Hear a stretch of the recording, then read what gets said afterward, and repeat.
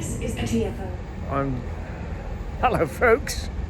What are you doing at a train station? I thought I'll do a video that's more relevant to doing at a train station than in sitting at home. As I was on the train, there was an advert, which you have seen it before I started this video. As you can watch, it's £60 to get a test, and it's from home testing to sending it to the lab. It's all inclusive £50, and it also has a BS standards. Just imagine a Corona.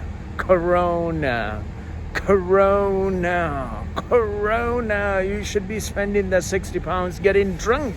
The Corona beer from Mexico. Instead, we're going to get a swab in your nose, swab in your mouth, cover up your face, cover up with masks. And here in London, they're all going on about taking masks off. It's a voluntary basis. Even when it was mandatory, it was voluntary basis anyway. There's the sun setting, the great natural phenomena. Instead, human beings have become the most backwards, most confused, and most ridiculously become a problem. From a single situation, we have created a global catastrophe with plastic and wasteful material that we produce for testing, to tracing, on computing, on technology, on plastics, on cassettes for PCR tests, lateral flow tests, swab tests, spit tests, swamp. It's the biggest swamp on the planet, where few individuals on the planet is making billions and billions of bucks, whilst you having to go on a simple family holiday, been working at the front line as a staff.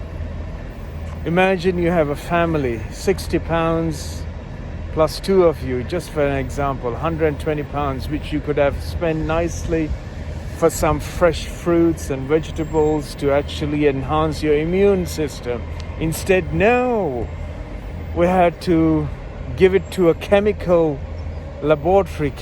testing laboratory of your saliva sample or snot sample for you to be able to go on a holiday. And then when you come back, all of the other tests, which is going to cost you. Not only that, you don't know what you're putting in your nose, what you're putting in your mouth.